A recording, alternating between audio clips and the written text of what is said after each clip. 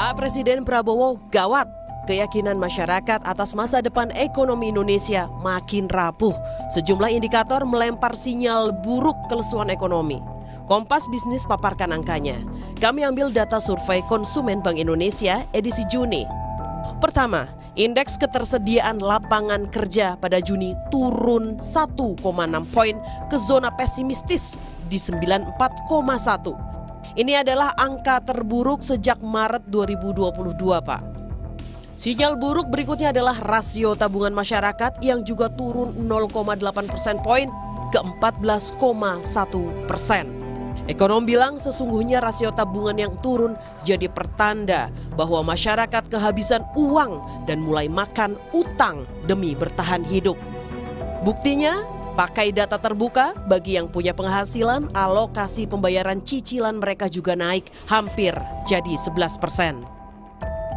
Situasi sekarang dengan tingkat tabungan masyarakat yang sedang turun secara pertumbuhan, secara proporsi, bahkan yang meningkat adalah pinjaman, maka masyarakat sekarang ini dalam kondisi yang sangat tertekan sebenarnya.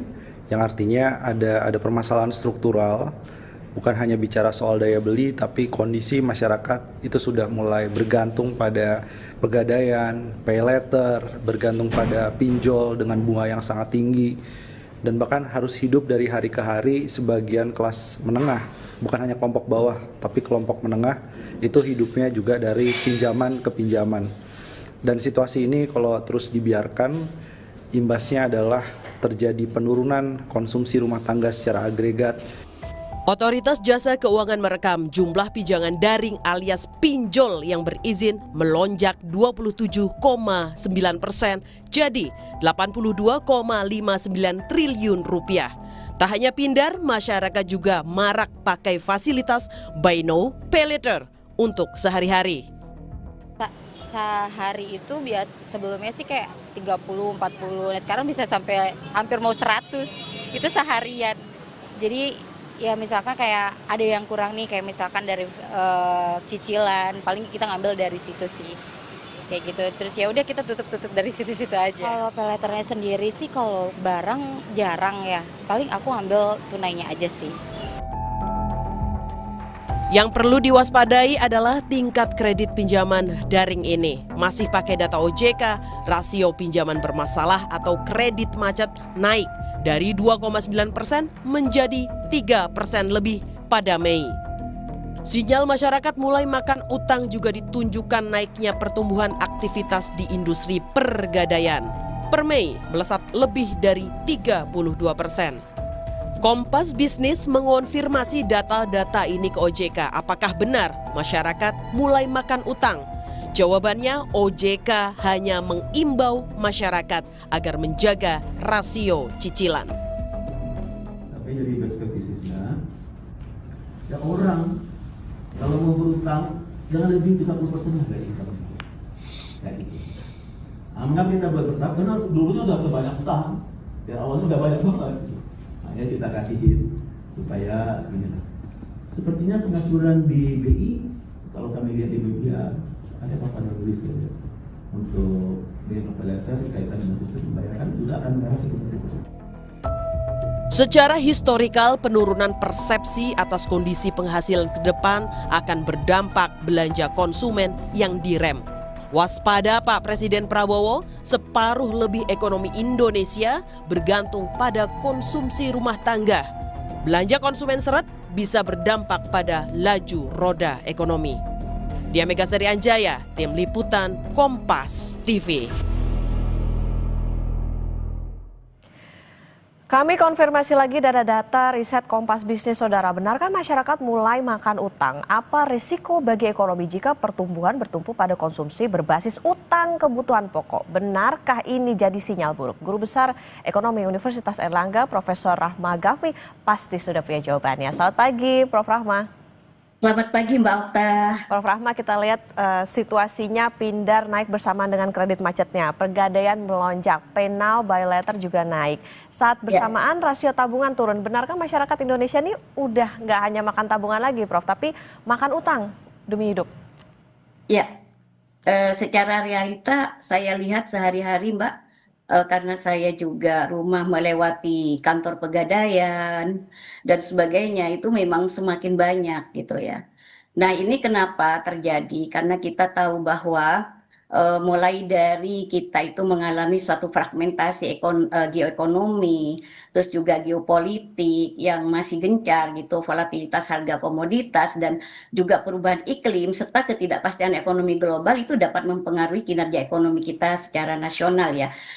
Ini tentunya Mbak Okta, kalau kita lihat memang ekonomi Indonesia itu triwulan 1 di tahun 2025 itu terkontraksi 0,98%, itu quarter to quarter. Sedangkan pertumbuhan ekonominya sendiri kita tahu bahwa triwulan pertama itu hanya bertumbuh 4,87%. Artinya itu ada suatu penurunan dari 2023 yang kita capai 5,64%, 5,04%, sedangkan 2024 itu 5,11%, sekarang turun jadi 4,87%. Nah, Mbak Okta, kalau saya lihat juga ini ada suatu laporan dari global Standard and Poor ya, Purchasing Manager Index kita itu atau PMI Manufaktur Indonesia itu mengalami pelemahan selama 3 bulan berturut-turut. Nah, intinya di sini adalah ada indikasi ada suatu penurunan dari bulan Juli, yaitu tahun 2024 itu dari 49,3, terus juga Agustus turun jadi 48,9, dan juga September turun jadi 49,2. Nah, artinya di sini indeks 3 bulan yang berada di bawah 50% itu akan memberikan indikasi terjadinya pelemahan pada sektor manufaktur, terutama adalah dipicu oleh permintaan domestik dan juga lemahnya permintaan ekonomi global. Nah, inilah yang mengakibatkan adanya perluasan kesempatan kerja ini sekarang semakin sempit, sehingga tidak ada suatu peluang untuk adanya suatu perluasan kesempatan kerja baru. Nah, ini yang harus dipikirkan oleh pemerintah ke depan, bagaimana ekonomi kita ini supaya bisa tetap berlangsung. Artinya pemerintah ini sekarang harus fokus untuk menumbuhkan investasi, terutama adalah foreign direct investment, yang mana kita tahu bahwa jumlah PHK dan sebagainya dari Kementerian Tenaga Kerja itu mencatat kenaikan yang sangat luar biasa, yaitu per September 2024 itu Mbak Okta jadi 352.990 tenaga kerja di Indonesia. Nah, angka ini Mbak Okta tentunya naik sebesar 10,7% atau 25,3% dari bulan September 2023.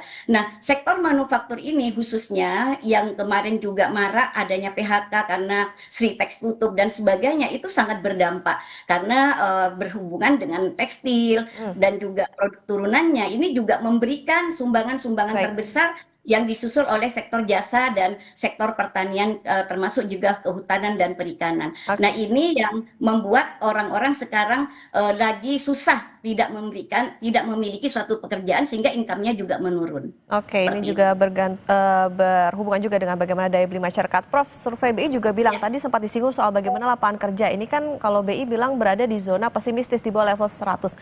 Apakah ini level hopeless, Prof, menciptakan lapangan kerja baru di Indonesia?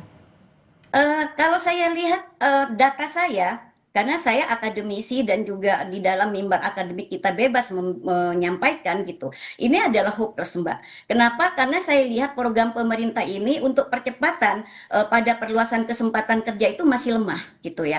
Kenapa? Karena program-program yang saya lihat itu tidak bisa langsung menyerap tenaga kerja saat ini. Padahal kita sekarang butuh untuk penyerapan tenaga kerja saat ini, yang dimana masyarakat ini sudah terhimpit, yaitu golongan menengah ke bawah ini sudah degradasi, Mbak. Jadi tadi Mbak Okta menyampaikan bahwa sudah tidak makan tabungan lagi, tapi sekarang sudah makan utang. Nah, itu betul. Nah, apa yang perlu dilakukan oleh pemerintah ini, harusnya kita sekarang menghentikan, atau begini Mbak, bukan menghentikan ya, program-program pemerintah yang kira-kira ini lagi menggunakan anggaran yang sangat luar biasa, ini harus dievaluasi karena harusnya menggunakan artinya tidak secara gradual langsung sekaligus jadi, tapi harus ada pilot project yang dimana tidak memakan anggaran. Nah, sekarang kita pemerintah bertugas gini, undang investor asing datang ke kita, termasuk juga membangun bagaimana investor domestik yang percaya kepada pemerintah, mulai dari bagaimana insentif fiskalnya, infrastrukturnya, dan juga bagaimana ketersediaan sumber daya manusianya yang humanis. Jadi artinya apa humanis ini, Mbak? Ada suatu keharmonisan antara tripartit ini, yaitu pelaku usaha, yaitu juga pemerintah sebagai regulatornya, dan juga tenaga kerjanya, sehingga di sini akan ada suatu kedamaian. Orang-orang tidak takut datang ke Indonesia, termasuk yang paling penting itu adalah bagaimana surat izinnya yang dipermudah, dan juga property rights-nya yang jelas, penegak hukumnya yang jelas juga, sehingga orang akan berbondong-bondong. Namun Mbak, kemarin saya perjalanan ke luar pulau, saya lihat sudah jalan-jalan nasional di luar pulau itu sudah rusak. Bagaimana mau mengundang investor kalau jalannya sudah rusak? Artinya di sini adanya suatu penghematan pada infrastruktur kemarin itu yang dipangkas itu sebenarnya kurang tepat menurut saya, Mbak Okta. Oke, perlu ada evaluasi dari pemerintah terutama Ya. bagaimana kepastian investasi karena ini berhubungan juga pada bagaimana penyediaan lapangan kerja buat masyarakat. Profesor Rahman, nanti kita lanjutkan kembali dan saudara tetap bersama kami di Kompas Bisnis. Saudara, Anda kembali menyaksikan Kompas Bisnis dan kita akan melanjutkan perbincangan bersama dengan Guru Besar Ekonomi Universitas Airlangga, Profesor Rahma Gafni. Prof, kita lanjutkan kembali. Setengah lebih pertumbuhan ekonomi Indonesia ini ditopang belanja rumah tangga. Tapi gimana ceritanya kalau konsumsi ini dibangun oleh utang buat beli kebutuhan dasar? Apa resikonya, Prof? Gini Mbak Okta, secara sederhana kita sekarang nggak perlu buka textbook ya, tapi logika sederhana kita. Kalau kita ini sudah ditopang 50% dari kebutuhan rumah tangga itu konsumsinya udah utang gitu ya.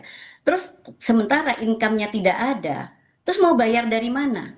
Pastinya risikonya apa? Terjadi kredit macet kan nanti. Dan itu berisiko terhadap apa? Lembaga keuangan.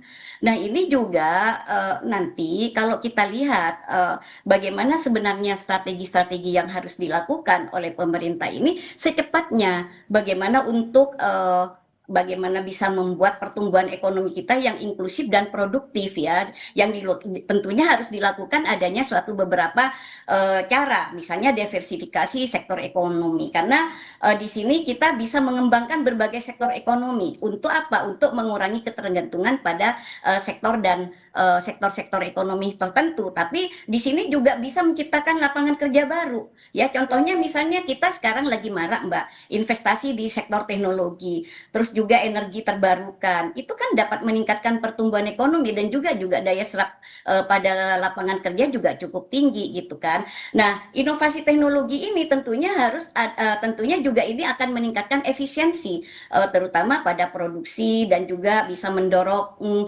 berbagai bidang yang lain, sehingga apa? Ada suatu peningkatan produktivitas gitu ya. Jadi intinya kita sekarang kebijakan untuk mendukung pekerjaan yang layak itu wajib ya. Jadi pemerintah itu harus membuat suatu kebijakan bagaimana bisa menciptakan lapangan kerja secepatnya, dan yang kedua kita dalam penciptaan lapangan kerja itu artinya apa? Mendorong investasi di sektor-sektor yang dapat menciptakan banyak lapangan kerja dan juga mengembangkan program pelatihan untuk mempersiapkan tenaga kerja itu bisa terampil. Nah, ini yang menjadi suatu kendala karena kita dulu setelah Pak Jokowi itu membangun infrastruktur kan janjinya adalah memperbaiki bagaimana kualitas SDM kita itu unggul gitu kan. Nah, yang berikutnya adalah kewirausahaan dan kreativitas. Nah, di sini bisa menyediakan akses ke pelatihan kewirausahaan misalnya bagi para pemula dan juga masyarakat umum ya, serta mendorong inovasi-inovasi melalui insentif bagi bisnis yang bisa juga menciptakan produk dan layanan baru, Mbak. Nah, termasuk juga bagaimana akses keuangan untuk UMKM. Mbak Okta, UMKM ini menyerap tenaga kerja 97%, menyumbang pada PDB nasional itu 60%. Mengapa sekarang tidak digaungkan, kok malah sekarang akan masuk ke ranah koperasi? Nah, koperasi yang belum jalan ini yang digaung-gaungkan padahal itu belum tentu. Gampang ngomongnya tapi implementasinya berat. Itu sudah saya buktikan Mbak, karena saya selalu mendampingi koperasi di Jawa Timur. Nah, ini yang perlu secara bijak, artinya apa? Program populis ini harus dievaluasi ulang. Kalau memang itu kira-kira tidak berdampak signifikan terhadap penyerapan kerja yang luas, lah buat apa? Kita nggak perlu Mbak ngomong pro growth. tapi lupa bagaimana cara menyerap tenaga kerja yang lebih luas sehingga juga memberikan suatu pekerjaan yang formal kepada masyarakat. Sekarang memang kalau kita lihat data BPS Mbak Okta, pengangguran dan kemiskinan di Indonesia menurun. Aneh kan? Kalau saya bilang selain artifisial, tapi itu fata morgana. Semakin didekati, semakin nggak ada yang nyata gitu ya. Realitanya nggak ada gitu kan. Nah, itu kenapa Mbak? Karena memang sekarang ini tidak tercipta suatu lapangan kerja baru yang sesuai dengan kompetensinya seperti itu. Maka penting untuk melatih keterampilan para pekerja di Indonesia. Dan sarjana kita menganggur luar biasa sekarang, Mbak. Akhirnya apa? Makanya terciptalah pengangguran dan kemiskinan menurun karena orang pada lari ke gig sekarang. Seperti influencer, TikTok dan sebagainya. Nah, itu Prof. affiliate dan sebagainya. Prof. Rahmat, tapi kalau misalnya kita lihat ini sebetulnya siapa sih Prof yang paling rentan dengan kondisi ini? Apakah mereka yang warga setengah menganggur, warga miskin kah, atau bahkan kelas menengah Prof yang rentan buat makan utang itu tadi? Justru kelas menengah. Karena kelas menengah ini dia banyak pengeluaran ke hal-hal yang sebenarnya tidak perlu seperti itu. Jadi kurang mengendalikan diri karena adanya suatu hedon-hedon itu, Mbak Okta, seperti itu. Dan kelas menengah sekarang udah mendekati ke rentan miskin, Mbak. Nah, itu yang harus betul-betul nanti dikendalikan seperti itu. Kalau orang miskin dia memang sudah miskin, tapi artinya apa? Dia di desa sudah makan singkong, dia di desa sudah makan jagung dan sebagainya. Itu tidak masalah bagi dia. Cuma dia kendalanya di sini bagaimana supaya keluar dari kantong-kantong kemiskinan itu, yaitu pemerintah wajib untuk memperhatikan kualitas hidup mereka, yaitu pendidikan, kesehatan, dan purchasing power mereka, sehingga tidak hanya membelanjakan uang 1.250.000 saja, tapi bagaimana ke depan bisa meningkat, karena UMR kita itu kan 3,1 rata-rata di Indonesia, Mbak, dan itu tidak mencukupi dalam kehidupan. Maka wajar kalau masyarakat itu nanti makan utang. Akhirnya apa? Larilah ke pinjol, larilah ke paylater, seperti itu. Sekarang maraknya pinjol-pinjol juga, ini OJK juga harus mengerem bagaimana jangan sampai masyarakat itu jatuh ke pinjol yang tidak terkendalikan, yang mengancam suatu keamanan masyarakat itu sendiri, sehingga tidak bisa damai dan tidak bisa sejahtera hidupnya karena dikejar-kejar utang, Mbak Okta. Oke, harus ada pengawasan yang lebih ketat lagi soal bagaimana penggunaan tadi ya, Prof, soal buy no pay later dan lain sebagainya. Ini tentu jadi catatan juga tadi menarik soal bagaimana kelas menengah harus hati-hati nih, karena sekarang kelas menengahnya rentan, kondisinya lagi hopeless. Ini harus jadi catatan pemerintah bahwa ini kayaknya jadi sinyal ekonomi lagi lesu karena konsumsi masyarakat juga agak terganggu dengan kondisi saat ini. Terima kasih Guru Besar Ekonomi Universitas Airlangga, Profesor Rahma Gafni sudah bersama di Kompas Bisnis. Sehat selalu, Prof. Terima kasih, Mbak Okta.